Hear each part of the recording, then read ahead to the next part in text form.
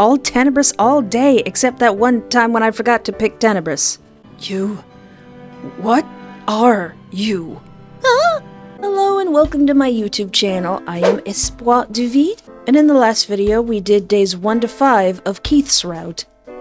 And Keith, he got a little crazy. The Fae were messing with us. Keith didn't like that, so Keith told him not to come to school tomorrow.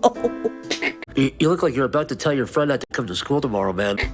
I'm sorry. But seriously, Keith, you're scaring me, gosh darn it. So in this video, I want to go down Tenebris's route. If you remember, Tenebris is a changeling that was supposed to take over Keith's body, but Keith was just built different. And so now they've got kind of a Jekyll and Hyde thing going on. But instead of Jekyll and Hyde, they are actually two different people. Now, I have my suspicion that Tenebris actually isn't as threatening and scary as he seems, so let's see what we can really learn about Tenebris in Duality. It's the guy you saw on the crosswalk. The grin he gives you is just as creepy as the one from earlier today. Did he follow you to work? For how long has he been standing there waiting? He's looking at you as if he's expecting something. Can I help you? His eyes flicker to the middle of your chest, where your name is displayed on a name card. Sure you can. You can give me your number. All right. Okay. Yes. You pull out a pen. He's like, you didn't want Keith? You didn't want the cute one? Like, no. We're doing all Tenebris, all day, all night. You pull out a pen. Is it okay if I write it on the back of your hand? Do people do that? His smirk fades, and he looks at you as if you just told him you have a horse in your pocket. I really wish I had like a miniature horse that I could just pull out of my pocket, but sadly no. Wait, really? You nod. It looks like it's taking him a minute to process this. I didn't stutter. He eventually holds out his hand so you can write your number on the back of it. You notice that the blue spots are present on his hands as well, and the blue parts of his skin don't smudge as you touch them. Is it not paint after all? The guy stares at his hand, as if pondering on what to do now. Did he not think he would get this far? You just did it so I'd leave you be, didn't you? No. I actually find you weirdly attractive. I think you look cool. Your boldness only stuns him further. Since it doesn't seem like there'll be further interaction between the two of you, you leave him to his disbelief and continue your walk home. Just coming home from a normal day of work, giving a creepy guy my phone number, coming home to a normal day, and something feels weird in my kitchen. You begin to take a few more careful steps towards the kitchen, and cautiously push the door open further. You find him there, the man who asked for your number, leaning against the counter, casually inspecting his nails. The window is wide open. Did you crawl up here, or did you, scale the building? Aww. There's something different about him this time. His entire skin has become blue. The squiggly lines now stretch from both sides of his mouth. The dark blue eyes have become purple. Welcome home, Espoir. You kinda left without giving me a chance to introduce myself. The name's Tenebris. A pleasure to meet you. You begin to back away. He just had to apply more makeup before he followed you home. He makes his move as well, stepping towards you. What's wrong? Don't worry, I won't hurt you. Why are you here? How did you get in? You try to keep your calm for now.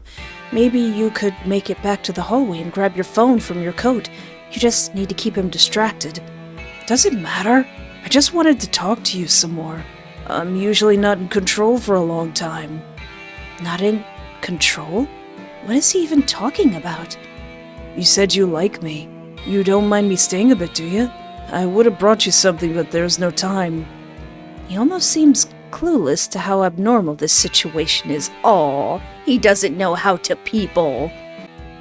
Oh, alright, I guess you can stay. You're lucky you're cute.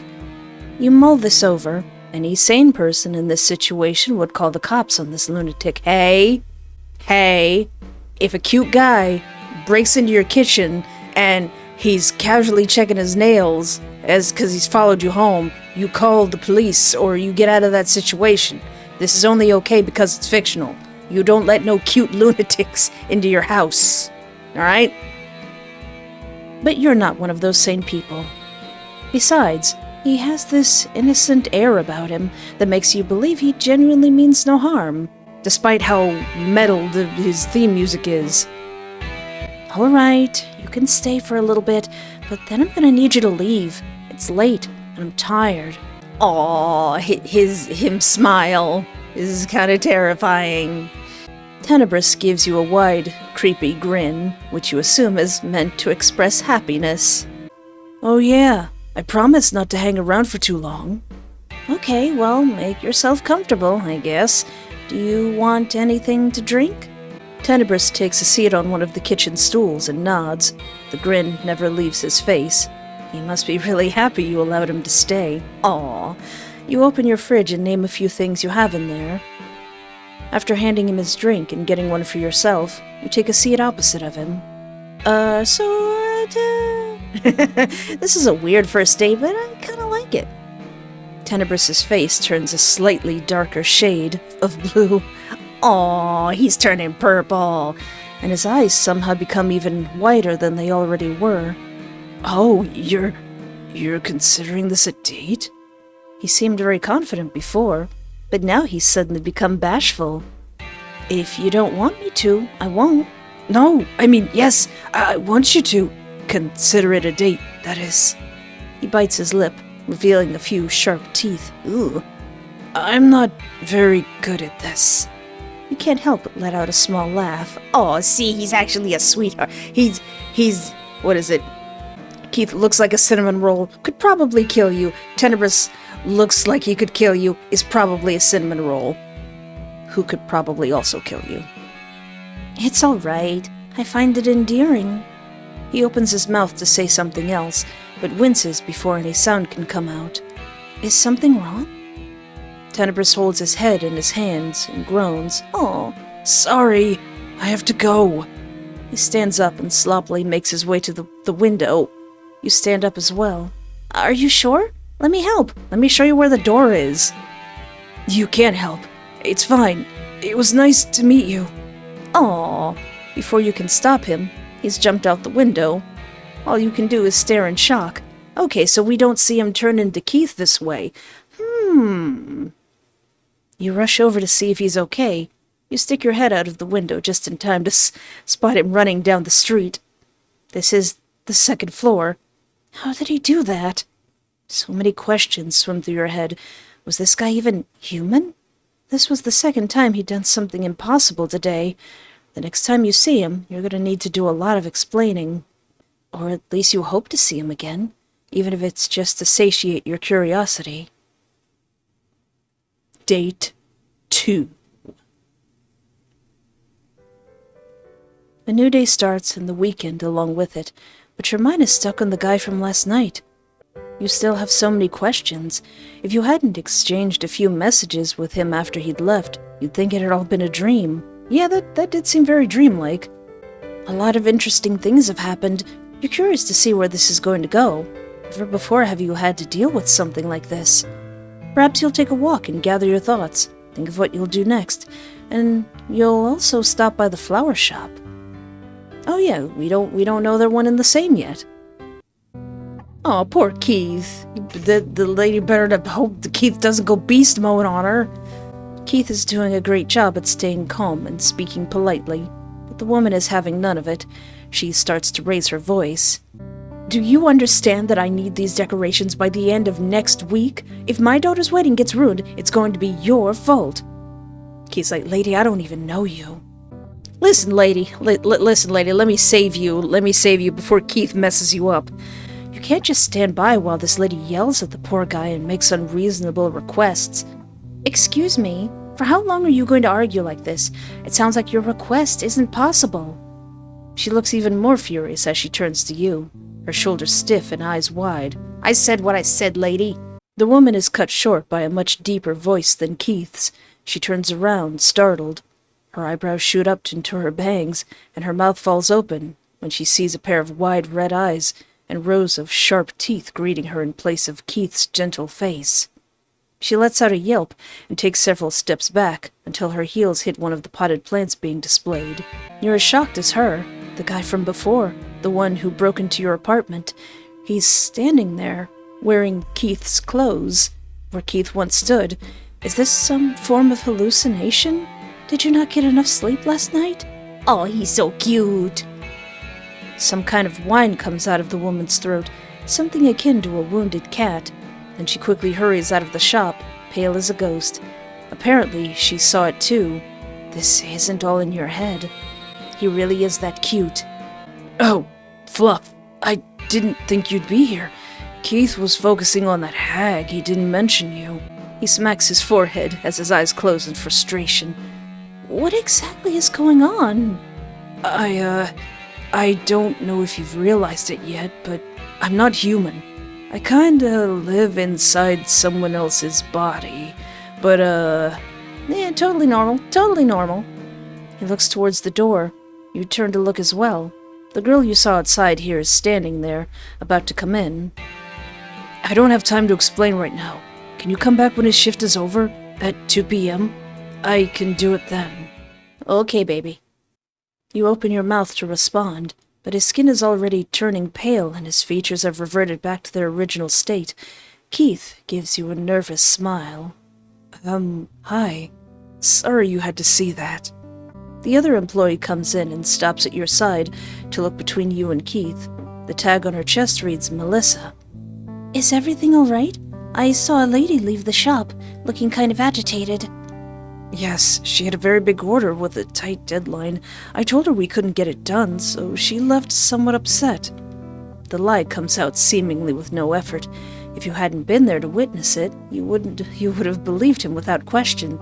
So you're also a really good liar, Keith. Hee hee hee. Oh, that's a pity. Is there anything we can do for you, though? She turns to you with a cheerful smile. You steal another glance at Keith. He has also switched to his perfect customer service smile, but there is still traces of nervousness from before in his eyes. Even if you wanted to, you doubt you could explain what you've just seen, so you shake your head. I'm here for some begonias. No, it's all right. I just came to check on something. Thank you, though. Have a nice day. You give them both a brief wave before making your way out of the shop. Well, so much for clearing your head. You ask Melissa, the girl from before, whether he finished his shift. She tells you that he did and that he said he'd be back to meet you in a few minutes. And so you wait, and luckily not for long. You hear footsteps approaching fast.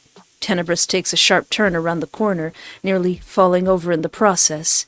He slows down when he sees you and comes to a stop to catch his breath. Aww. Sorry for making you wait. I ran home to change clothes. I can't stand Keith's. They're always so tight and uncomfortable. Right. Sharing a body with someone else must create problems like this. It's fine. You could just text me next time. You have my number after all. Oh, right. I've, never had someone to text or call before. Kind of forgot phones could also do that. But anyway, you're here for an explanation. You want to take a walk while I do it? There's a park nearby. Alright. You know the park he's talking about. It's a well-maintained place with long winding paths, right by the edge of the forest. It's likely a little crowded on a Saturday afternoon, though. Aw. It doesn't take long to reach it, and once you've chosen a path to walk down, Tenebris begins to fidget nervously with his hands. Aw. You don't try to urge him to speak, and instead, you let him take his time. The scenery is nice, at least. Bright yellow, orange, red, and brown leaves decorate the ground. Couples and families chat as they stroll about. Someone's playing catch with their dog. Aw. Your attention snaps back to Tenebris when he clears his throat. I'm guessing you've heard legends about kids being stolen from their parents and replaced with something else. Something from the forest. I think I have. I'm something like that. A changeling. A fae, whatever you guys call us. We're close to nature, and we don't usually get along with humans. Us changelings often integrate among you, though, by taking your forms.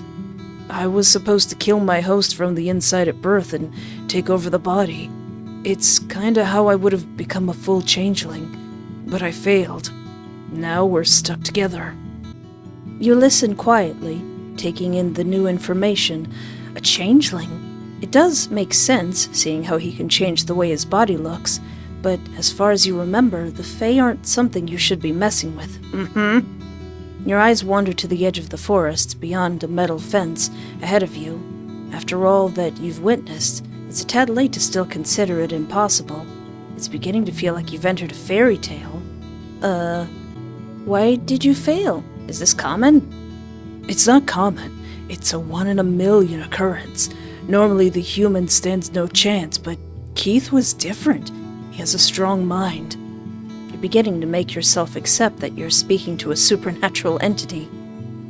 The Fae are known for being unreliable tricksters. How do I know you aren't a threat to me? You could ask me. We can't lie.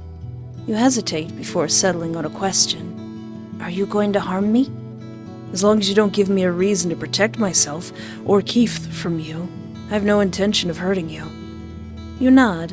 You can't consider it a guarantee, but at least it's something. I find you even more intriguing now.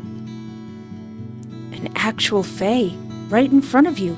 You feel even more drawn to him than before. Who knows how many more unbelievable things you'll get to witness by sticking by his side. Like gigantic bloodborne things in the forest. The two of you now walk in silence. Tenebris is rubbing the back of his neck as he looks around. He's trying to avoid looking at you. Oh, he's so cute. What's wrong? Nothing. I just didn't expect to get this far.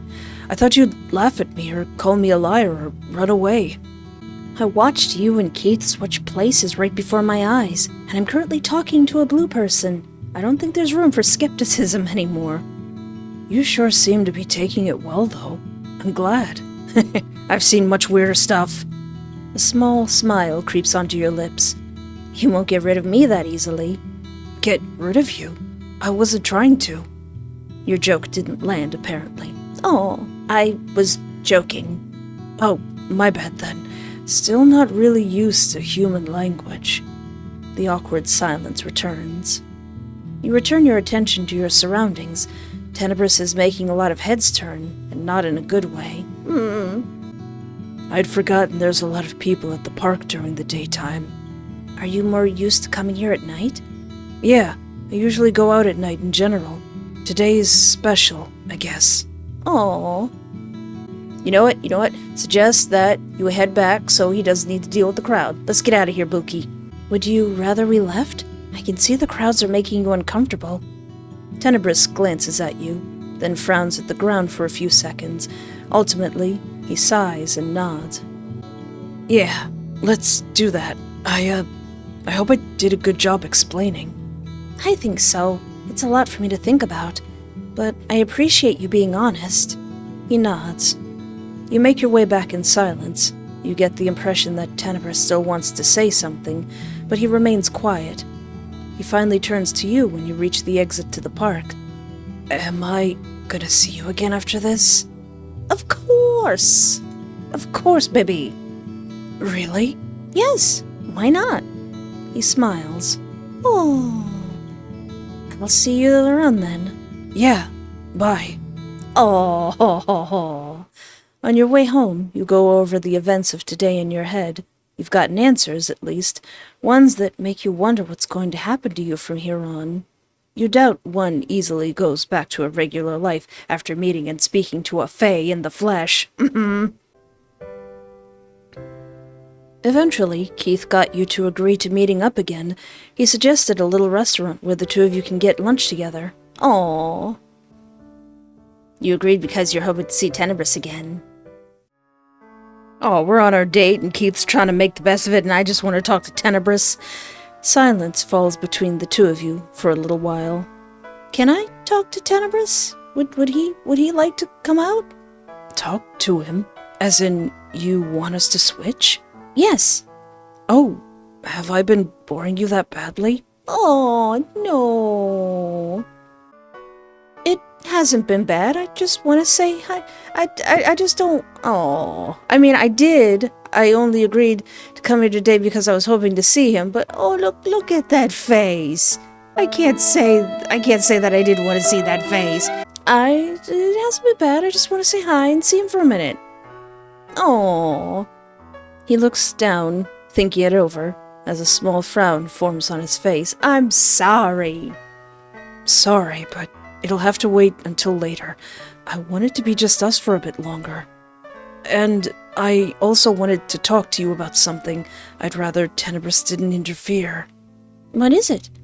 I know the situation is strange and uncertain. The whole thing with me and Tenebris. It's a little weird. If you're wary or worried, you don't have to stick around. It's not too late. You can still back out. Now that you know what Tenebris is, you can leave us forever and nothing unpleasant will happen. We won't bother you again. Listen, you. I'm not backing out. You both are cute. No, I can handle it. I've decided I want to get to know you. Keith doesn't look as certain as you do. Are you sure? I am. He sighs and runs a hand through his hair. Despite this, he's fighting back a smile. It's quite selfish of me that I was hoping you'd say that. I suppose I'll have no choice but to make sure you don't get hurt. Aww. Thank you, Pookie. I should be the one saying that. Thank you for trusting and believing in us, even though you barely know us.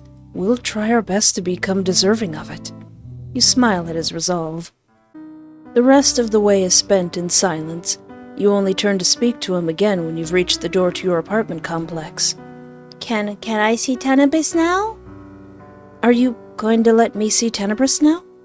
He suddenly looks as if he's been forced to squeeze an entire lemon into his mouth. I'm sorry. Perhaps another time. I don't think it'd be good to let him out now. Why not? It just isn't. He sounds irritated, so you don't insist further. Aw. I'm glad I got the chance to spend time with you today. I wish you a nice rest of the night. He says this rather dryly, then leaves without giving you the chance to respond. Pookie! It's okay. I feel bad. As you go inside, you're hit by an odd feeling. Something is about to happen, but you aren't sure what. Did you forget anything at the restaurant? You don't think so. Maybe something you should have done before you left. So there's some kind of shenanigans going on downstairs. Some creepy, kooky noises. Why don't we go check it out? It's hard to tell what's happening on the other end. You're suddenly hit by the desire to head down there and see for yourself. Just do it. You want to. Yes, you do. Who's telling me what to do? You put your coat on and head down. There's nobody at the entrance to the apartment building. This was pointless. It was probably just some kids playing a prank. But wait. Don't go just yet. How about checking that alley on the right? Who's telling me what to do? Yeah, down that way. Keep going. Just a little further. Who are you? Do you hear it? It's the sound of someone ripping something apart. It's flesh being torn. You turn the corner. Oh, hi, sweetie. What you got there? Oh, yeah, this is a creepy dark-haired guy that I, ran into. What you doing? Tenebris? Tenebris stands over a man, drenched in blood. A wicked grin stretches over his face, opening up his mouth to an inhuman degree. In his hand, he clutches the man's internal organs. You recognize the guy. He's the one you bumped into. He took down someone that big with his bare hands. No, he didn't just take him down. He slaughtered him. That guy won't be going to no place, won't be bumping into nobody no more. Tenebris? Uh-oh. He freezes on the spot. His grin falls as his eyes meet yours. What? Why? He was going to... He stutters as he drops the bloody mess in his hands, as if burnt by it. The explanation isn't going to help. I can't prove I was doing it for you or that he wanted to hurt you. Run and call the police? Oh, that's my only option? I'm sorry, baby. You don't know how you're going to escape such a thing, but you try anyway. So you run as fast as your legs can take you, out of the alley, down the street where there's people around to come to your aid. He doesn't follow. The police don't find anything in the alley when they arrive to search it. Not even blood traces. You must have forgotten you're dealing with a fae, a creature of trickery. Well, he's not going to bother you anymore. Safe end. You escaped them, but I don't want to escape.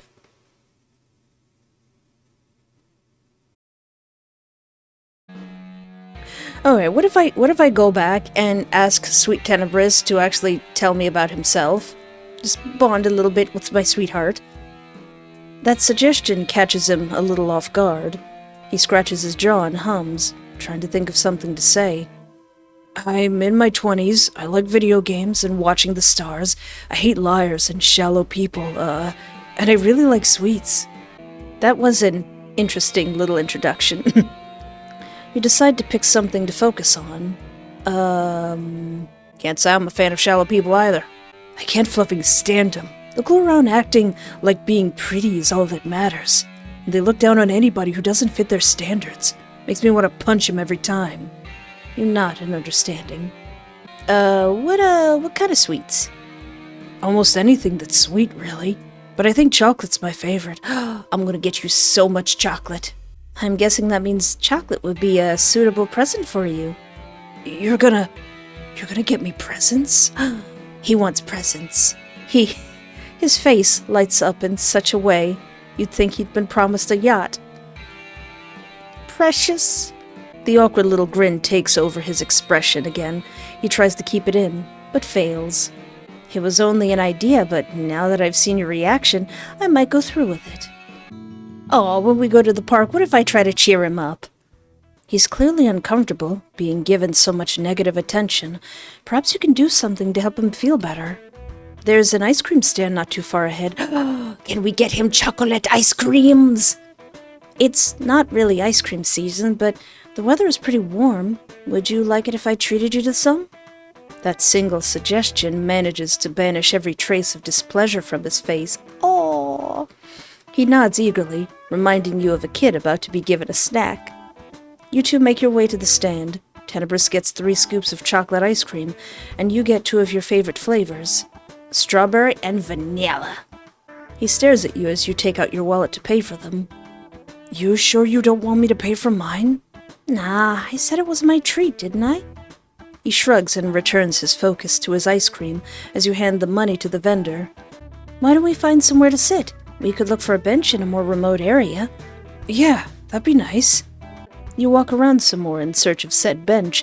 Tenebris is now in much higher spirits. Oh, he got his chocolate ice cream! Despite people still staring at him, he only cares about the treat in his hand. Eventually, you come across an empty bench at the end of one of the smaller paths. It's far away from the playgrounds, and the dead ends marks it as less popular with the people walking their dogs or wandering arm in arm with their partners. Tenebris is already halfway done with his ice cream by the time he sits down. I don't know if it's a good idea to eat that so quickly. Huh? This is me eating it slowly. I usually take bites out of it. And you don't get brain freeze? What's that? Aw, does Keith have to deal with that? You know, when you bite into something very cold and your head hurts for a little while. I've never had that happen.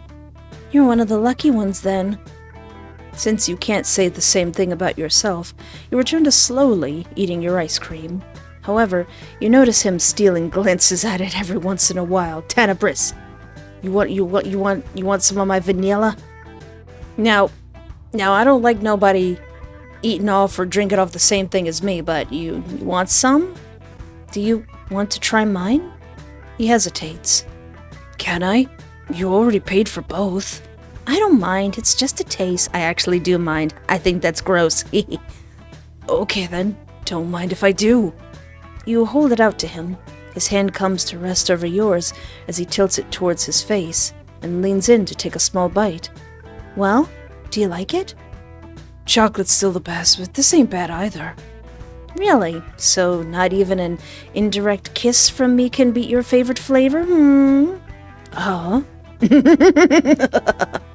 He looks between your face and the ice cream. His cheeks gradually turn a bright shade of purple as his gaze finally settles on your lips. Tee, tee. Tease him some more. What's wrong? Didn't want my indirect kiss? I did. I mean, not indirectly. I just... He stops himself from continuing and covers his face with his hands as he turns away from you.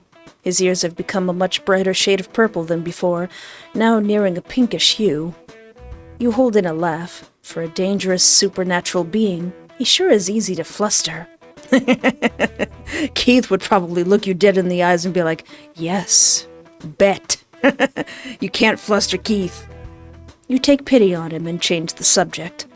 The conversation continues for a while, although Tenebris doesn't always understand certain figures of speech or insinuations. He doesn't let that stop him from enjoying it. He just needs to stop you from time to time to ask what you actually mean to say. Aw. He tells you about the stray cats he feeds in the evenings and his favorite spot in the forest. As expected, he prefers nature and animals over people, although he doesn't strike you as unfriendly either. Maybe just a tad awkward. Eventually, you decide it's about time you headed back, so you start making your way out of the park. Say, Yes? how can you tell when you're on a date? You smile, knowing where this is going. It helps to ask the person, but it usually is a date of two people romantically interested in each other or going out together. So, could this be considered a date? I'd say so. Oh, good. Great. He smiled, sheepishly, as he rubs the back of his neck. You've reached the end of the park. All that's left is to say goodbye. I look forward to future dates. Aw, kiss him on the cheek. Tee. You quickly dart closer to him and gently grab his chin to plant a kiss on his cheek. His hand comes to rest on the spot your lips touched after you pull away. He's become a little purple again. Tee. Right. Yeah. You wave to him as you go. See you. He waves back, a dreamy smile spreading over his face. Oh. Okay, going back and making a few different choices. The walkthrough calls it getting Yandere points. Instead of running and calling the police like a sane, normal person would do, what if I would believe that Tenebris was trying to protect me? You thought he was going to harm me? Tenebris looks you up and down, probably wondering what you're doing still standing there instead of running away screaming. Yeah. He's been following you for a while. He had an axe in his backpack, and he buzzed your apartment. Really? An axe? A giggle escapes you. You muffle it with your fist, trying to keep it together. Oh no! I got crazy points! Did Keith somehow know about this? You remember how anxious he was earlier, or thing. He did. Why aren't you freaking out? There's a dead person in front of you. I killed him. I see that. You did? All for little old me. I admit I'm quite excited. Oh, would you like it better if I pretended to be scared? No, I'm just kinda confused. You smile sweetly. It's not Keith or Tenebris you need to be worried about. It's the MC. The Fae can't lie, can they? So you're telling the truth when you say you did it for my sake. Do you need help getting rid of the body? That's what real friends do. Huh? No, I'm fine. We have our methods. I see. In that case, I'll wait for you inside. You can come wash off the blood if you'd like. Are you sure? You're not scared of me at all? Of course not, silly. I'm ecstatic. You can't keep me waiting for long, okay? You blow him a little kiss as you go, practically skipping to your apartment. Tee, I love being crazy. A dreamy sigh escapes you as you close the door behind you. You try to wait patiently, but your excitement is so hard to contain. The image of him covered in blood with that twisted smile on his face keeps coming back to you and making your heart beat faster. He looks so handsome, standing over the corpse of a man that wanted to hurt you. Another giggle escapes you. He appears in your kitchen 20 minutes later, a bag in hand. You rush in as soon as you hear him coming. That was fast. What did you do with the body in such a short amount of time? I took it to the woods and put a charm on the area where I buried it. Anyone who goes looking for it there will be walking in circles. You can do that? It sounds convenient. What's in the bag? Clothes. Keith hid them in the area earlier today. Huh, smart. You go up to him, eyeing him up and down. He still looks a little wary, but you pay it no mind. Instead, you grab him by the sweater and pull him towards you. Give me those lips, you! It'll be a while before it dries, the blood. The smell is still so strong. You run your hands over his chest, making your way to his neck, then his face. And now you need to wash it off. Truly a shame. Seeing you like this, it makes me burn. He lets out a breath. His face is close enough for it to hit your skin. The bag drops to the floor. You watch with satisfaction as his cheeks turn purple. I could put off washing it for a bit longer. His eyes trail down to your lips. He inches closer. What do you mean it makes you burn? Without warning, you shove him against the wall. He grunts as his back hits it. Before he can mutter another inquiry, your lips crash over his. He hums in surprise. However, moments later, his arms are around you, pulling you closer. His kisses are clumsy, but eager in return. Oh, he probably doesn't know how to kiss.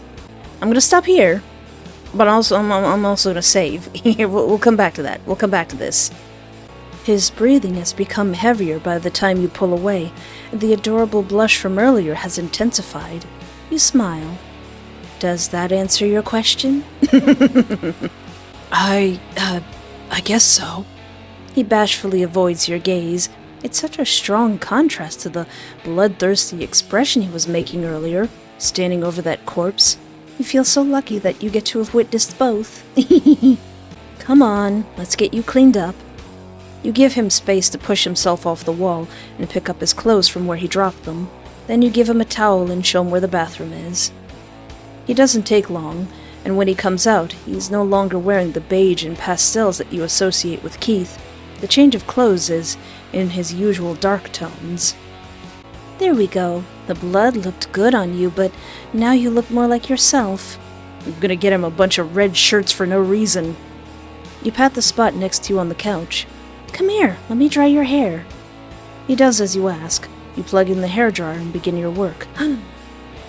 Did you only kiss me because of the blood? Aw, it would be hilarious if he doesn't like that. He's like, you're too crazy, I'm out of here. The question takes you by surprise. What a silly thing to ask. Of course not.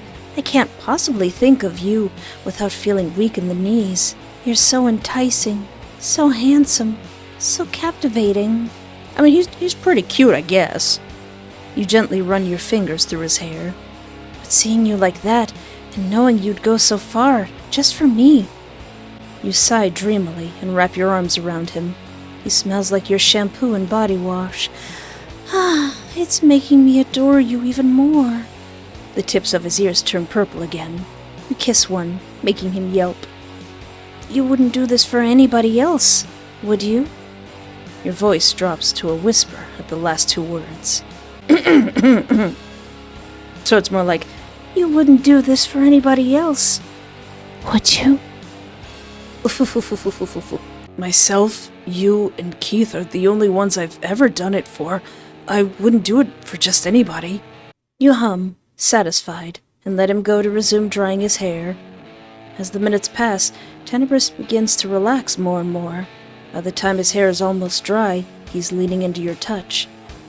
Do you like having your hair touched? I like it when you do it. Oh. You gently knead through his soft curls. A smile spreads over your face. You don't feel like a human. Huh? It seems he enjoys asking blunt questions that come out of seemingly nowhere. Humans are distrusting, paranoid, and easily frightened. Even the naive ones would be afraid if they saw someone standing over a fresh corpse. Oh, you're still hung up on that? then you can say some humans are somewhat twisted. I'm just happy you're the same. It seems too good to be true. I can prove it, if you'd like. Just tell me who. Maybe someone who's been bothering you or Keith. Perhaps that rude lady at the flower shop. I could get rid of her for you. No, I'll take your word for it. Don't be crazy, Espoir. Don't be crazy. You plant a kiss on the top of his head and turn off the hairdryer. All done. He turns around to face you. Thanks. Do you want me to leave now? You can stay longer. Maybe even overnight. You can use the couch if you don't feel comfortable sleeping in bed. With me. You let me sleep in your bed? His eyes shine with excitement. Only sleeping, but yes, if you want to. Do I get more kisses if I do? Sure. He grins happily, revealing his sharp teeth. Seeing it makes you feel like you've won something valuable. Bed end. Not so different. Bad end? What do you mean bad end? This sounds lovely. This sounds delightful. All my boy wants is kisses and ice cream. All right. Let's not be crazy. And in fact, let's ignore all the shenanigans going on downstairs. Tenebris is taking care of it. We don't need it. We don't need to interfere. Let's just ignore it. Let's just go back to bed. It's only a dumb prank, you tell yourself. Or maybe someone simply pressed the wrong button by accident. Either way, there's no need to give it extra attention. You turn away from the intercom. It doesn't ring again. Yeah, that guy ain't gonna be ringing no more intercoms ever again. Okay, so the Fae have started messing with my apartment. The Fae are they're doing little shenanigans, they're doing a little tomfoolery, and it's making me have terrible visions of heads rolling around in my house.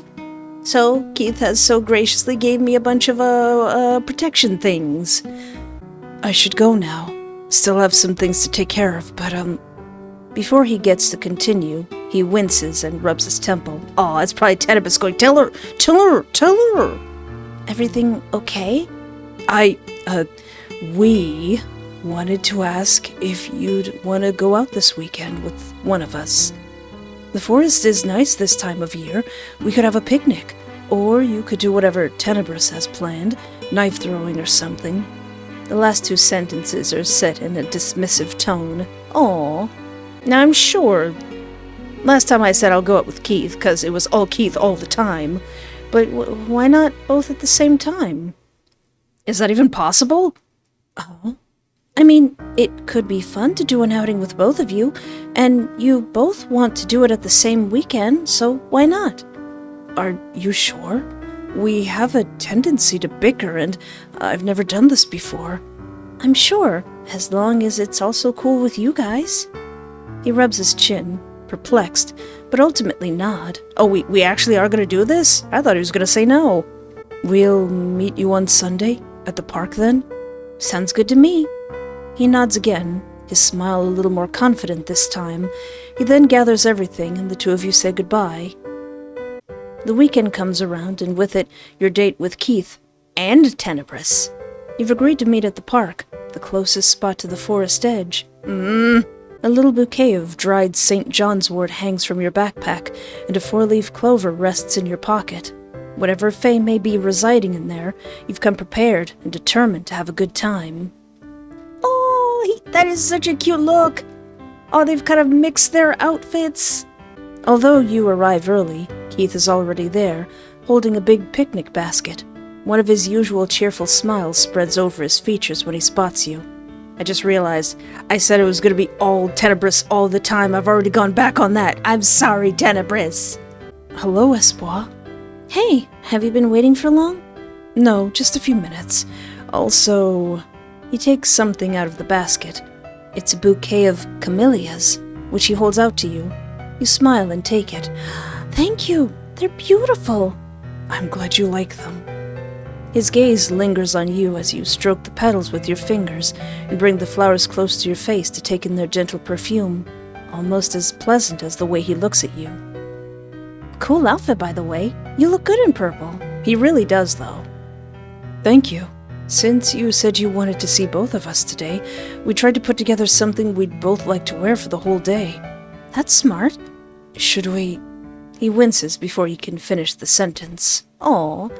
Is Tenebris like, I want to talk. Is everything okay? Keith sighs. Because I was the one to meet up with you and greet you, Tenebris now wants to be the one to lead you through the forest. It's safer, he says, like that's the real reason he wants to do it. Oh, come on, Keith. I would trust him in this instance. You hold back a snort. You anticipated this might become a little heated at times, but you didn't expect them to start fighting over you 5 minutes into the date. All right, how about you let him do that, and you can come back out once we reach the spot you guys picked. Keith mutters something indiscernible under his breath before his skin and features begin to change.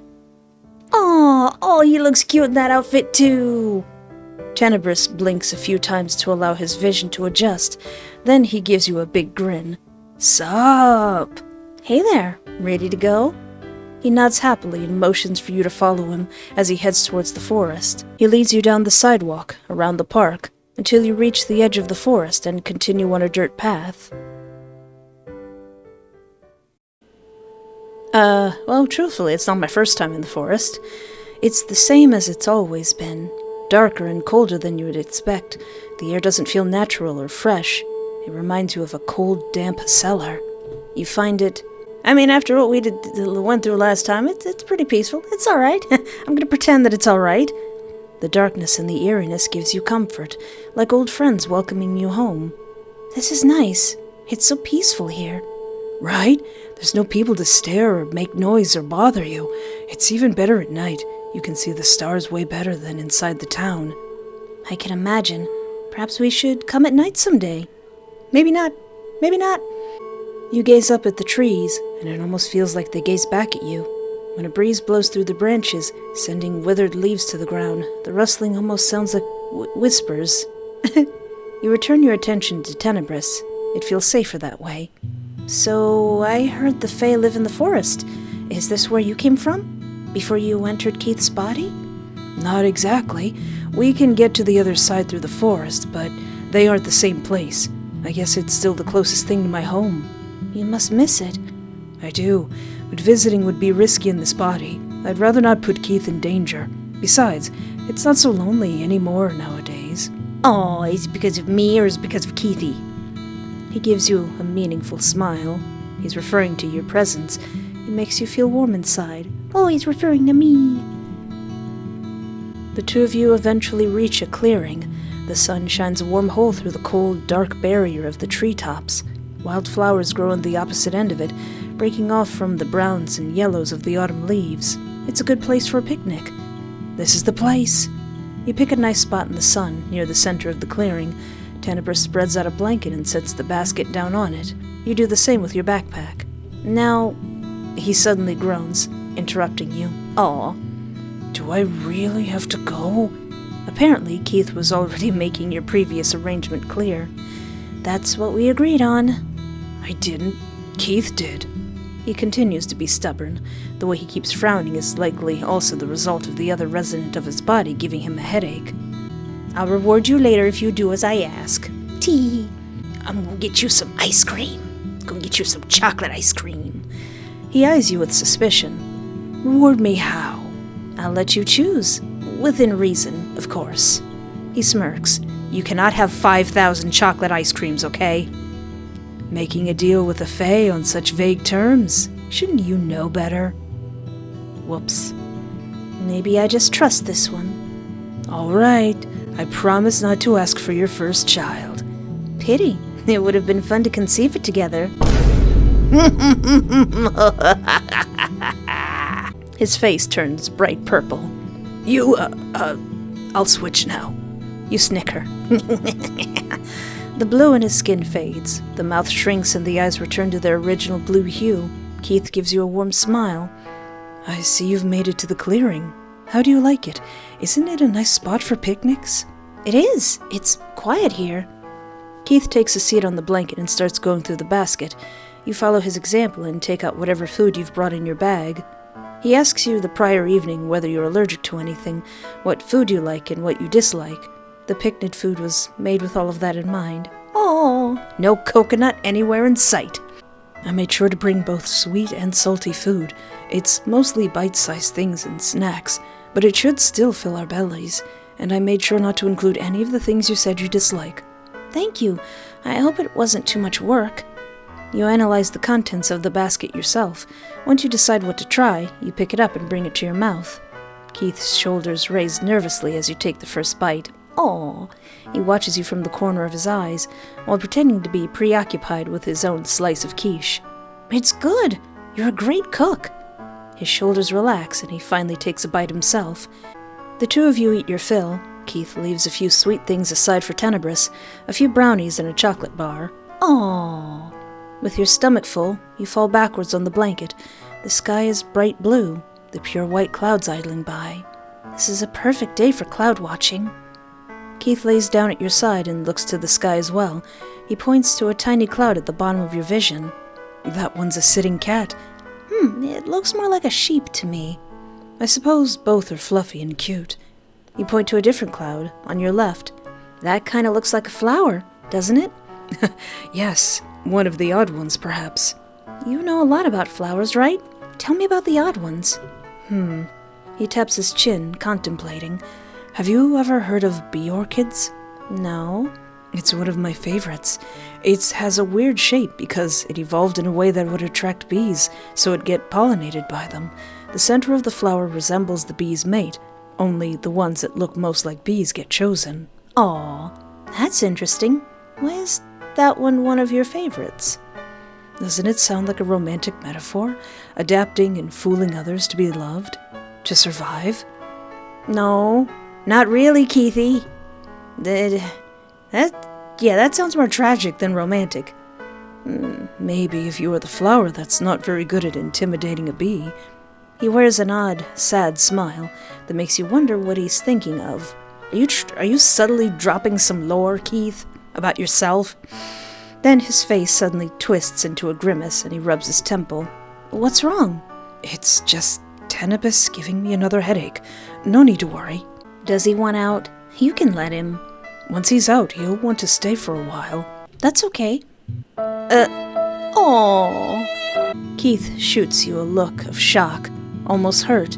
He sits up abruptly and you slowly follow. Don't you want to spend more time with me? Did the flower talk bore you? I can talk about something else. Desperation flows through his words. Keith, calm down. You didn't bore me. I just want to spend the day with both of you. Isn't it a test? To see which one of us you like more? We didn't even get to talk that much because we were busy eating, but if you let me stay, we could do whatever you'd like next.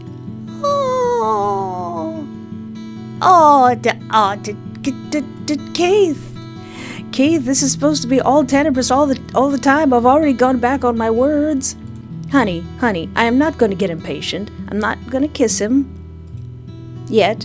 Maybe later. I'm going to grab his hands and say, honey, sweetie, calm down. You take both of his hands into your own, which immediately silences him. I'm not trying to make you compete with each other, and if I ask that you let Tenebris out, it doesn't mean I dislike you or that you bore me, okay?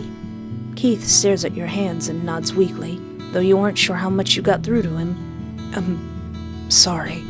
You don't need to apologize. He doesn't answer, and instead avoids your gaze. I'm sorry. Slowly, his skin begins to turn blue and squiggly lines stretch from the corners of his mouth.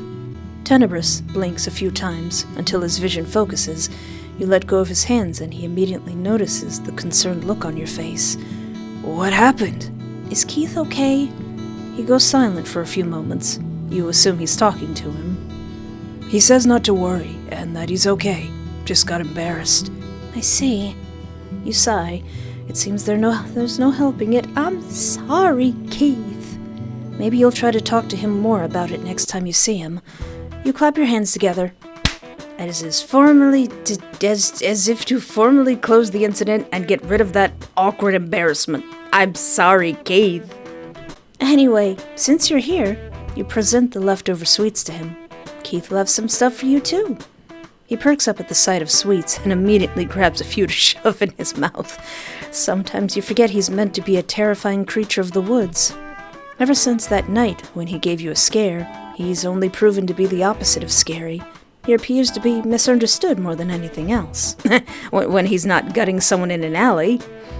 Come to think of it, how did you get into my apartment that night when you broke in? Tenebris stops midway through shoving another brownie in his mouth. I just scaled the walls. He says it like it's the most obvious answer one could give. Just scaled the walls? What if someone saw you? The idiots messing with you at night aren't the only ones who can use glamours. Besides, I'm pretty fast. He grins proudly before throwing the brownie into his mouth. Really? See that tree? I can get up to the top while carrying you in less than 10 seconds. Okay, Spider-Man. He talks with his mouth full and points to a tall tree at the edge of the clearing. Would the big, strong Fey man care to give me a demonstration? He must have picked up on the flirty tone you used, because his cheeks turn a bit purple. Sure, I can do it. I'm probably in danger. How careful is he? After finishing his brownie, he jumps to his feet, then scoops you up into his arms. You might want to hold on tight. You better hold on tight, Spider Monkey. Hang on tight, Spider Monkey. You wrap your arms around his torso and press against him before he takes off running at a speed you knew a human would be capable of. Once he reaches the base of the tree, he switches to holding you with one arm and springs high into the air to grab onto a branch with his other. The jump is repeated a few times. Sometimes Tenebris uses his arm to propel himself, other times his legs. Before you know it, he's setting you down on a branch near the very top of the tree. He sits down next to you and shoots you a big triumphant grin. Heh, you really did it! Darn right I did! What's my reward? I suppose I did promise one earlier. He nods. What would you like then? Uh-oh. He scratches his head. Apparently he hadn't actually thought it through. His eyes trail to your lips and linger there for a few moments. Then he meets your eyes and turns purple. You want a kiss, don't you? Yeah. Kiss him on the lips! All Tenebris all day, except that one time when I forgot to pick Tenebris. You scoot a little closer while holding onto the tree trunk with one hand to make sure you don't lose your balance, and cup one of his cheeks. The purple color of his face has intensified, but he also leans towards you. It is adorable! You grab his chin, and he closes his eyes expectantly before you even begin to lean in. You can't help but smile at his eagerness. Just as his eyes crack open to see why you're not kissing him yet, you lean in and press your lips against his. Aww. He hums, satisfied, as he returns it clumsily. His lips are soft and his breasts. Tenebris and his big breasts. His lips are soft and his breath is warm against your cheek. When you try to pull away, he gently pulls you back in for another, eyes full of greed, pleading.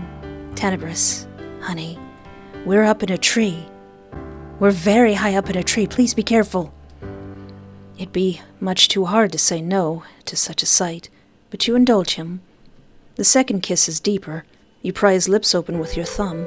As your tongues meet, Tenebris's breathing grows heavier. You feel the sharpness of his teeth as he gently nibbles on your lower lip. Both of you are out of breath by the time you finally stop. I could get used to this. I take it you're happy with your rewards. He grins widely as a response. You'd think he won the first prize with how satisfied he looks. You're about to suggest to get back down when you notice a squirrel sitting on a little branch right next to Tenebris's shoulder. Oh my god, don't move! Tenebris freezes, confusion taking over his features. There's a squirrel! You whisper, so as not to startle the creature. Please don't chase the squirrel! The squirrel pays you no mind. To your surprise and delight, it jumps off its little branch and onto Tenebris's shoulder. This makes him turn his head to look at it. Oh, hey there, little buddy. Slowly, he reaches up and pets the little head with two of his fingers. The gesture is so gentle, you wouldn't believe it came from someone with such abnormal strength. Does it know you? Yeah, I come around here often to throw knives. I bring nuts sometimes. I call her Cake. Aw. You can tell her apart from the others? Yeah, you can't. She has a tiny head, but her eyes are kind of big, and her fur is on the darker side. It just looks like any other squirrel to you. Maybe it's a Fey thing.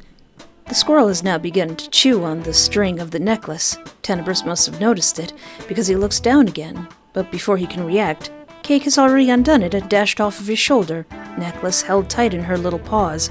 Listen, Cake! Hey! Give that back! Cake has reached a higher branch and taps the stone against the bark of a tree, but when it turns out it is not a nut, she lets it drop all the way to the ground. Rude? Rude! It's okay. I'll help you find it. Maybe we can fix it. Tenebris grumbles in annoyance as he grabs a hold of you, like before, and begins to descend the tree. Once you're on the ground, you both start searching through the grass and withered leaves for any sign of the purple stone necklace. It's a long way down. You wonder if it bounced off a bit further from the tree. You let Tenebris search near the picnic blanket while you take the other side of the tree. Don't go too far. Eventually, a small glint past the tree line catches your eye. Here it is! You run off to grab it.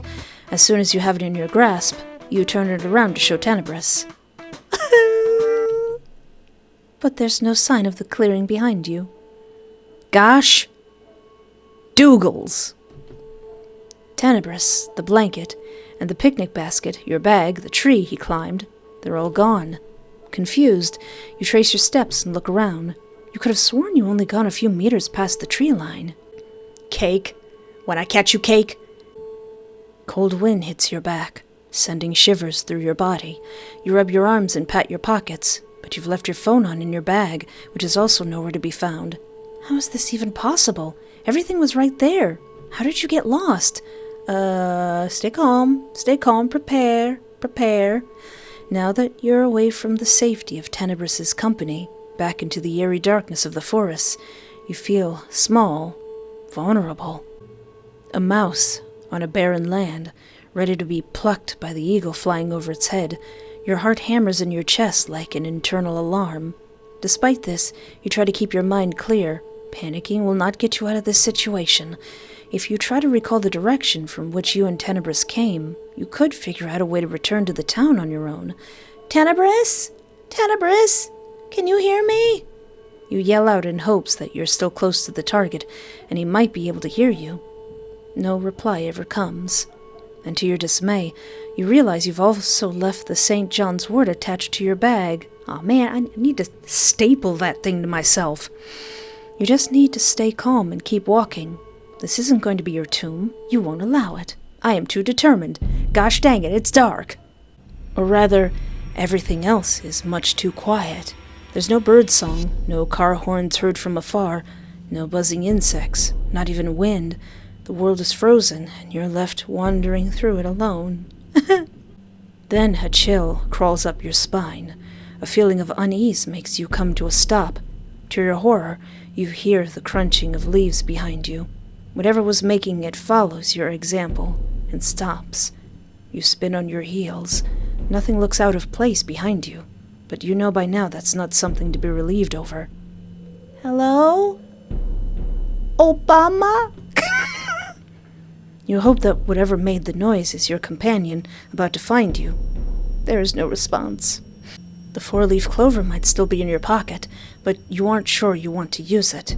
What would you see if you did?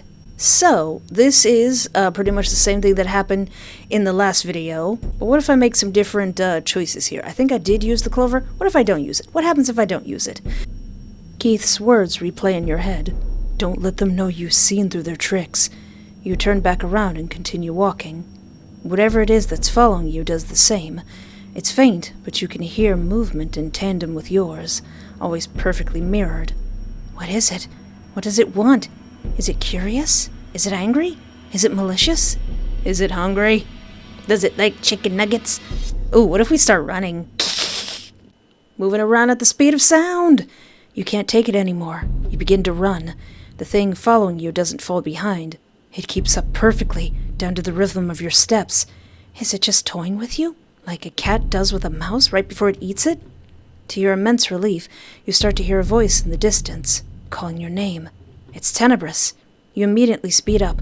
For some reason, whatever is following you stops, because you no longer hear the crunching of leaves a few feet behind. Tenebris! You yell out as you start to make out his figure in the distance. He responds in kind.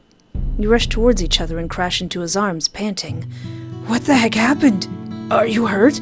I don't know. I was just looking for the necklace, and when I looked back, you and my stuff were gone, and something was following me.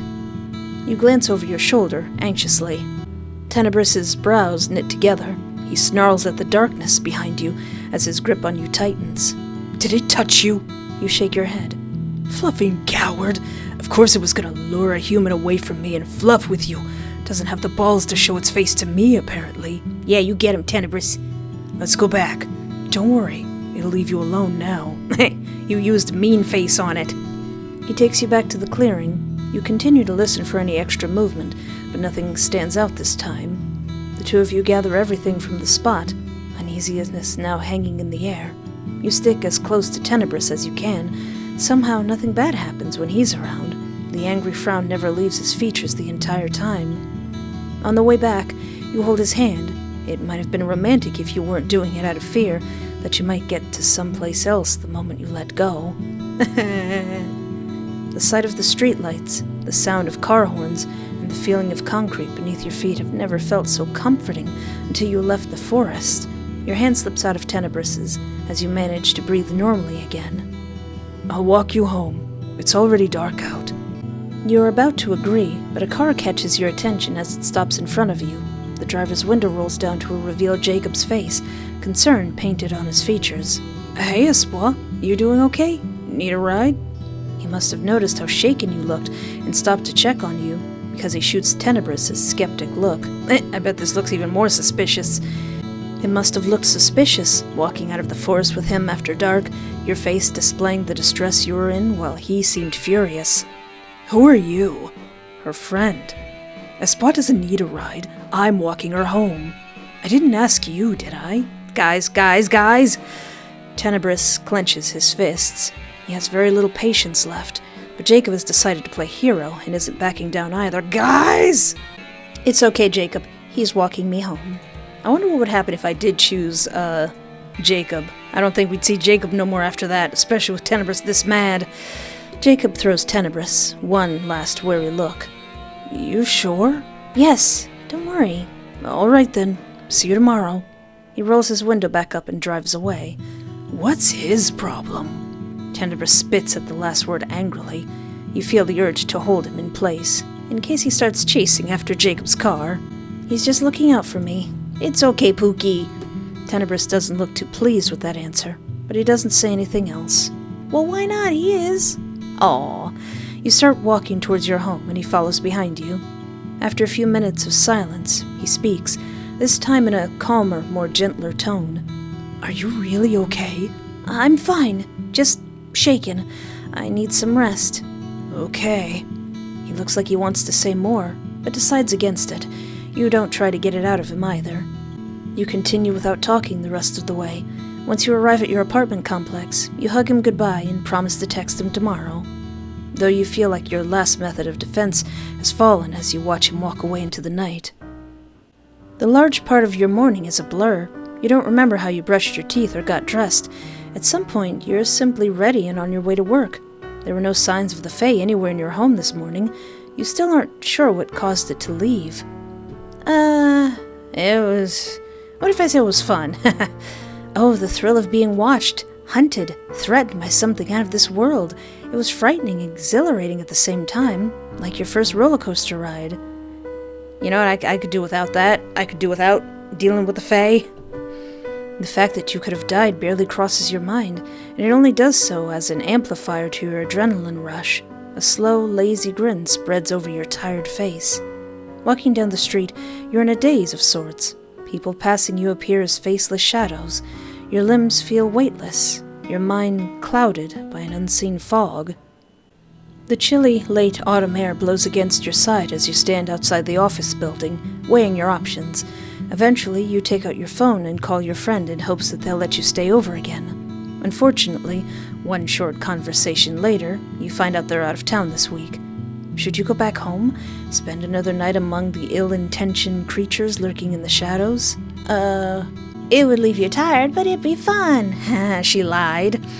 Who needs sleep when you have monsters lurking in dark corners all over your home, waiting to jump out at you? Text box. I feel like you're being a little sarcastic. Me in the game, I think you're being sarcastic. What's the point of living without a smidge of terror and danger? Honestly, it's a bit of a shame that the very fae who brought this upon you did not turn out as much as a threat. I like how insane the MC can become. There's a new idea that crosses your mind. You type out a message. Hey, are you still at work? I need a favor. The reply comes almost immediately. Hi, I'm off work. What's up? This is Keith, by the way. I think the thing from the forest was at my apartment last night.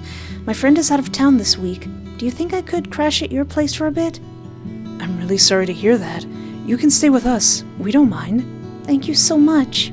Aww. Aw, sweet Keith. Sweet, innocent, well, maybe not so innocent Keith. How are you doing? Is everything okay? No, it's not.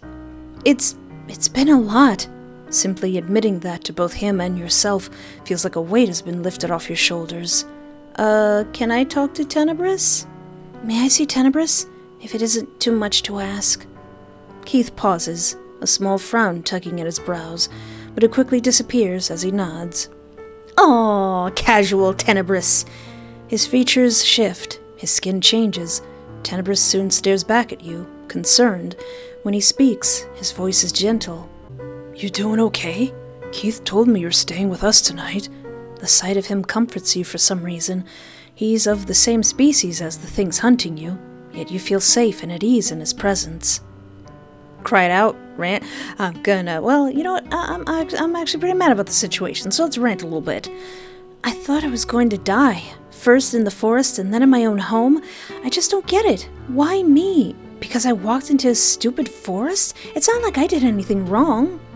Tenebris rubs the back of his head, looking uncomfortable and uncertain. Perhaps he understands the Fae and why it acted that way, but right now you can't see much of similarity between the two. Some of us are easily possessive of places or things. Lately, especially our homes. But I don't want you to get hurt. I know you didn't do anything wrong. His explanation does help dissipate some of your frustration, but it doesn't change the fact that you don't know what you're going to do, and where you're going to go if this doesn't stop.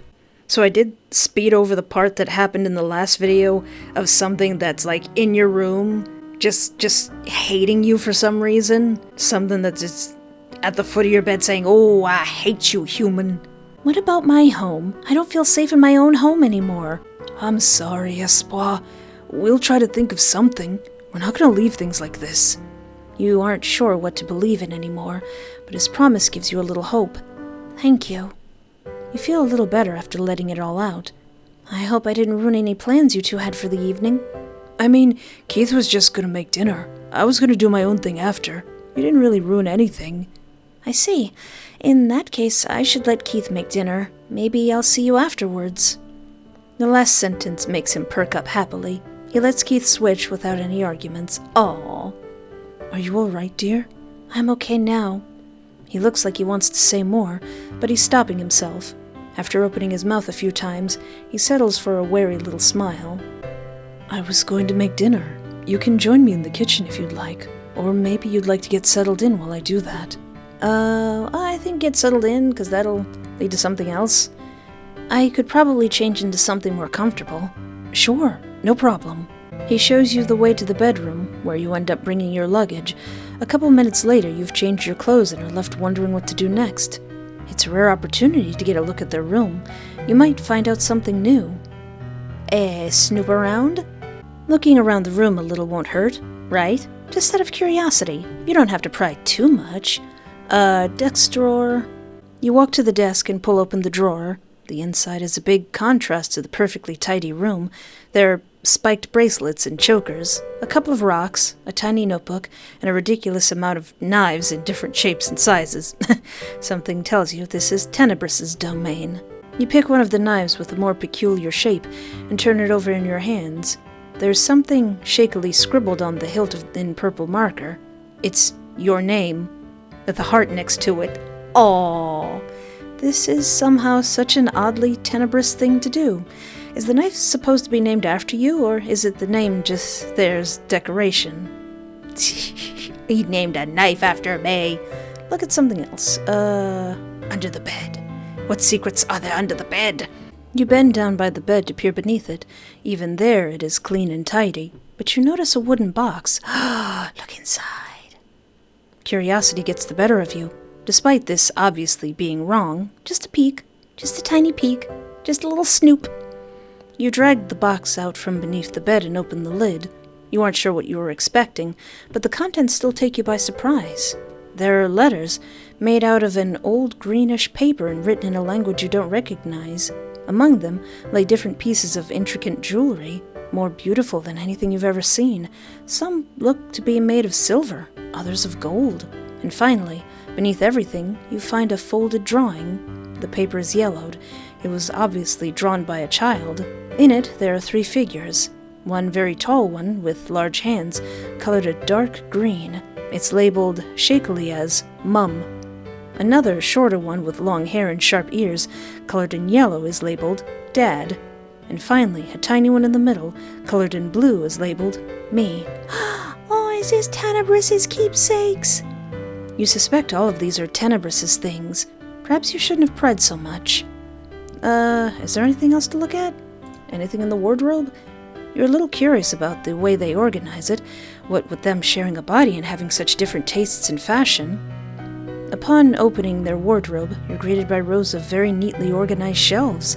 On the right side, everything is in black or dark shades, mostly jeans, t-shirts, flannels, and hoodies. On the left, you find pastels, whites and browns, sweaters and sweater vests, dress pants and long-sleeved shirts. In one corner, almost entirely hidden, you spot a few skirts. One of them is a maxi floral skirt. Ooh, the type one would wear on a summer lakeside walk. Another is a midi skirt with frills. Ooh, either Keith has a sister or leaves her clothes at his house, or he must enjoy dressing in skirts to some degree. Skirts are comfortable. You open up the other wardrobe door, where dress shirts, jackets, and coats are kept on hangers, once again organized by color. At the bottom of it, you notice a red box, but not much else of note. Oh, look inside the box. Well, thank you for labeling that. Let me just tuck that away for later, tuck that away for my adult Patreon. Flashes! Stop! Is it because I was snooping? Suddenly, you're sitting at the kitchen table, a plate of food in front of you, and Keith sitting across it. What just happened? Was that Tenebris's mom or something? I swear I'll be a great daughter-in-law. Is something the matter? No, I just thought... Did you space out that badly? Maybe you're more tired than you realized. Sorry, it's nothing. You dismiss the odd event and begin to eat. Keith's cooking does not disappoint. It's as if it's perfectly catered to your tastes. The two of you talk for a bit, and you eventually forget about the odd little warp in time entirely. Yeah, time has been warping after the Fae encounter in the forest. Like I'm fast traveling or something. However, you eventually notice a recurring frown on Keith's face. Is there something wrong? No, everything's all right. He says that, yet he speaks through gritted teeth. You look a bit upset. Tenebris is giving me a headache. I'm hoping he'll give up in a few minutes. Tenebris wants to come out? I don't mind if you let him. Oh, but I wanted to spend more time with you. Did you know I recently took up knife throwing as well? I'm not as good as him yet, but I'm getting better at it. Oh, don't try to change yourself, Pookie. His eye is twitching, and his smile is slowly twisting into a desperate grimace. I'm sorry, Pookie. I already did you first. Ask him to switch. I'm sorry. You avert your gaze in discomfort. I would rather see Tenebris. Keith lets out a heavy sigh of defeat. All right. He shuts his eyes tight as the blue takes over. That didn't go well. I'm sure he'll be okay. Maybe. Yee. Oh no, is perhaps Mama gonna be even more mad because I'm hitting on Tenebris more? Do you stop that? You open your mouth to say something when a tremor courses through you, as if you've been electrocuted. Ah! Suddenly, you're no longer sitting at the kitchen table. What? You and Tenebris are on the couch, controllers in hand, a video game booting up on the TV. You frown in confusion. It happened again. Huh? What did? It must be the fatigue. What else could it be? For how long have you been awake? Maybe you're starting to see things. I didn't get any sleep the other night. You want to call it a night? The thought of going back to bed all alone fills you with anxiety, not to mention strange things are happening again. You shake your head. No, I want to stay up a bit longer. We finally get to play Mario Kart. Oh no, we play Mario Kart and that leads to the not safe for work route. Let me just tuck that away also from my adult Patreon. Maybe we can just talk. He sighs and sets the controller down. I'm sorry. I don't know why all of this is happening. I've tried to ask them and they just give me weird riddle answers. Ask who? The Fae? Yeah, the ones that are usually in the forest. Didn't get to talk to the big jerk that chased you, though. I asked them after Keith brought you those warding plants. There's probably a bigger reason than just me being around you, but they won't say it straight up. Is it your mom? Does your mom not like me? Is your mom opposed to our union? A bigger reason? Like what? I mean, I probably shouldn't mention this, but a roar of thunder cuts him off. His head whips around to stare out the window. Lightning strikes, followed by thunder once more. He scoots closer to you, away from the window, without taking his eyes off of it. Aw, Tenebris. Are you also afraid of the lightning? Are you okay? No. You've never seen him like this before. Terrified, as rain begins to hammer against the window glass, he curls in on himself. Hey, it's okay. Do you want me to hold you? Finally, his eyes meet yours. Uncertain and wide, you open your arms and lean back against the couch as a second invitation. With a bit of reluctance, he leans into your hold. Another roar of thunder makes him suck in a breath. You're safe here. It can't harm you. I know. I mean, my brain knows it, but I can't control it. I know it's pathetic. You're not pathetic. We all have things we're unreasonably scared of. Is there a room in the apartment where it might be less audible? Maybe the bedroom. Now, Tenebris, if you wanted me to get in the bedroom, all you had to do was just ask. Let's go there, then. You take him by the hand and gently lead him towards the bedroom. He looks over his shoulder the entire time, as if lightning might burst through the window and grab him. Could it? I hope not. In the bedroom, the curtains are already drawn, which allows Tenebris to relax a little. The effect is quickly eased as soon as he hears thunder again. Why don't we put on some music? That's actually not a bad idea. He takes out his phone and scrolls through it for a moment, still glued to your side. Eventually, he finds what he's looking for. An old rock song starts playing as loud as his phone can manage. There, now you can't see or hear it anymore. You rub his back, smiling in a way you hope will reassure him. And, oh, we could build a fort. What? You know, a pillow fort. Isn't that kind of childish? You're never too old for a cozy comfort. You grab the pillows and blanket on the bed, then assess how you might put them together. The couch pillows might work better for this. They're bigger. Wait, don't leave me here. Tenebris holds your hand as you traverse the apartment in search of construction materials for your fort. He stays jumpy and anxious for most of it, but you slowly start to see dips in his fear. Oh, the music sometimes covers up the thunder entirely.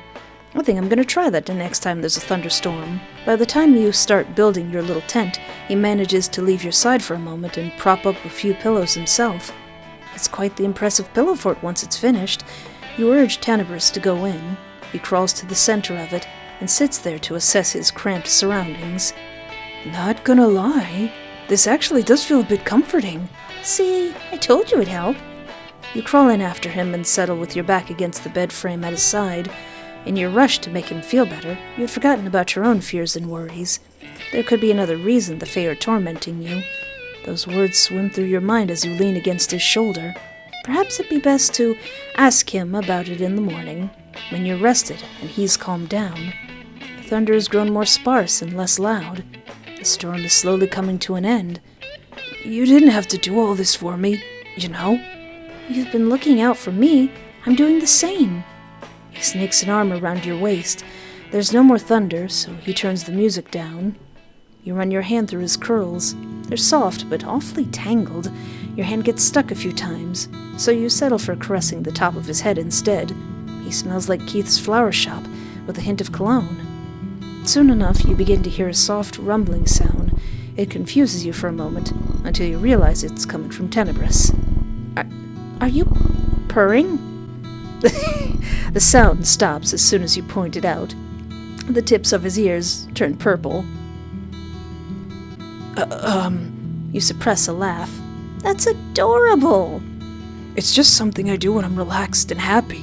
I can't help it. Hey, I never said it was a bad thing. You resume petting him, and he relaxes once more.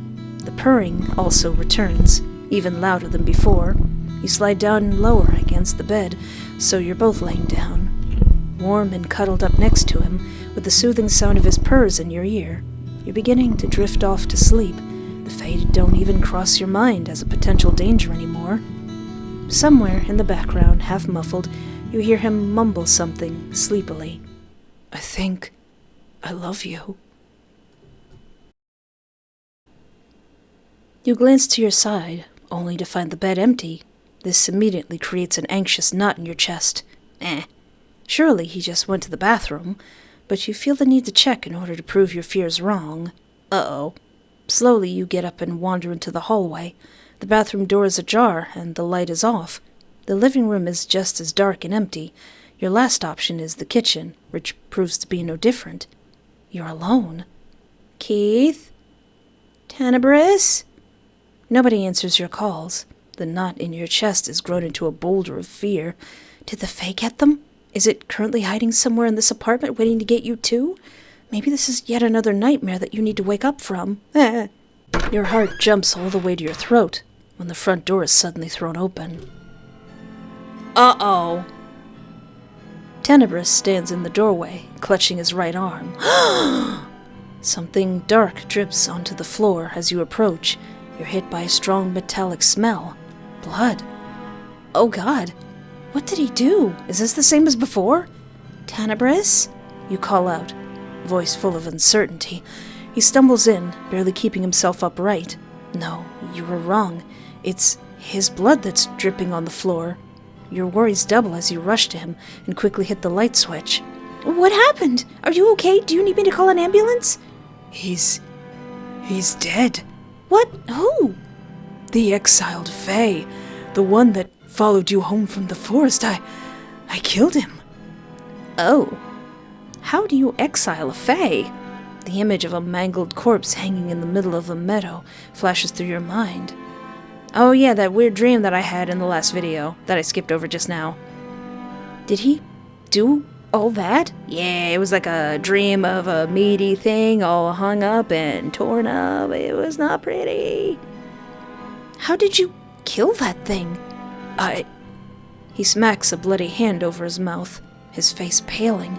Before you can do anything, he rushes past you and into the bathroom, where you soon hear the sound of his last meal rushing back out. Oh, it sickens him? Oh, whereas Keith was like, You quickly follow after him. The wound on his arm is visible now that he's not holding on to it. It's 3 deep gashes, the work of something with claws. Your stomach twists just looking at it. No, you need to stay calm and help him. Can he die from something like this? Your heart feels like a violent drum in your chest. Oh God, do you have a first aid kit? If I could stop the bleeding. You reach out for him, but as soon as you do, he quickly stumbles back, nearly losing his balance in the rush. Don't touch me! The terror dancing in his eyes is immense. He's afraid. He's afraid of you. Tenebris, it's okay. I'm not going to hurt you. I want to help. He shakes his head, eyes fixated on you. By now, he's backed into the corner of the bathroom, his back pressed to the wall. You suddenly get the impression that it's not his wound he's worried about, it's just you. There's something about you that terrifies him. What are you? Ah! You open your mouth, but nothing comes out. It feels as if the answer got stuck somewhere along the way. What are you? Tenebris begins to mumble as he hugs himself. He said we can go back. I want to go back. Please, please go back. I wish this never happened. Huh? You wake up in your bed. Home. Safe. What? Your sheets are a little more messy than usual. Perhaps you didn't sleep the best. It's no wonder after the weird experience with the Fae last night during your date. Luckily, though, nothing bothered you once you got home. Perhaps it was the St. John's wort Keith set up for you. It's time to get to work. What? What do you mean? What do you mean? What do you mean? What do you mean there's something about me? Am I a special kind of Fae and I don't even know it? What? What? Well, I think that's all up to the day 5. Is it the day? Yeah, day 5 update of Duality. If you're watching this on my regular YouTube channel and not my adult Patreon, we got a little bit intimate in day 5. We got a lot intimate. It was very nice. It was very nice. It seems that Keith really, really, really, really wants you. Maybe more so than Tenebris, but Keith, he's hiding a lot of stuff. He's hiding his power level. But keep in mind that this is a game that is entirely made for adults and not meant for people under the age of 18. And now that we've finished Tenebris's route, I still like Keithy. Keith is my favorite. But let me know in the comments who's your favorite, Keith or Tenebris. And if you would like to watch me play more amazing visual novels, feel free to look around my channel, and don't forget to like, subscribe, or interact in any way that's comfortable for you, because that helps YouTube show my video to other people, and it gets us closer to 100,000 subscribers. But anyway, thank you so much for hanging out with me. Take care of yourself, have a great night, and remember, there is always hope.